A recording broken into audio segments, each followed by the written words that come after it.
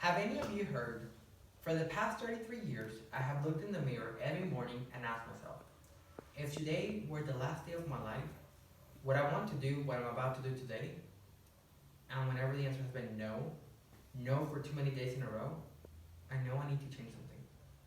This is one of Steve Jobs' famous quotes. My name is Emilio Gonzalez Garcia, and I am a Jobs admirer and Apple user that has enjoyed the usage of his electronic creations for the past years. Even though Steve Jobs is gone, his legacy still influences people. First, I will talk about his inventions, followed by his personal life. Lastly, I will talk about his death. To begin, I will discuss his creations. Jobs' creations can be dated back to 1976.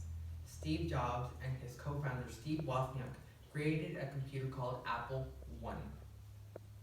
The computer looked like a typewriter because it had no monitor, no keyboard, and no mouse. A year later, Apple II came out. The new version included a monitor, keyboard, and better software. Throughout the years, Jobs released other inventions, but it was not until 2001 when he designed the iPod with computer hardware that connected to the iTunes Store, enabling users to purchase music and stream it with earbuds. The tremendous success of the iPod led him to create the MacBook, iPhone, and iPad. Until today, his inventions are still used by users to facilitate their lives. Next, I will discuss his personal life. Steve Jobs, being a public figure, always kept his world private.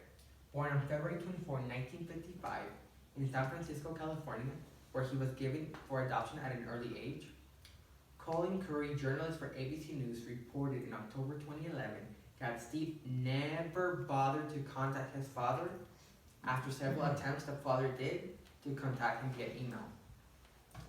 Jobs married Lauren Powell in 1991, who he had 3 children.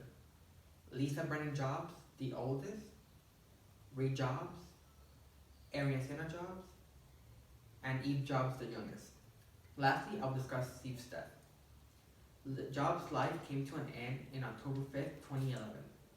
Editors from Biography reported in August 2019 that in 2003, Jobs discovered he had a narrow Dockman tumor. Instead of immediately opting for surgery, Jobs chose to alter his pesco-vegetarian diet while weighing Eastern treatment options. The following year, he had the tumor removed and said little to the media about his health. In early 2011, Jobs took a medical leave and stepped down as CEO of Apple to treat his pancreatic cancer. Sadly, his health did not get better and passed away in his house at the age of 56. To conclude, Jobs battled pancreatic cancer for nearly a decade. As I have discussed today, Steve Jobs was an inventor with a private life that passed away at an early age due to cancer. It has been 9 years since Steve left, but we continue to remember him through his great invention of Apple products. Like Steve Jobs once said, if today were the last day of my life, would I want to do what I'm about to do today? His response would be, to do something productive and enjoy every moment in life.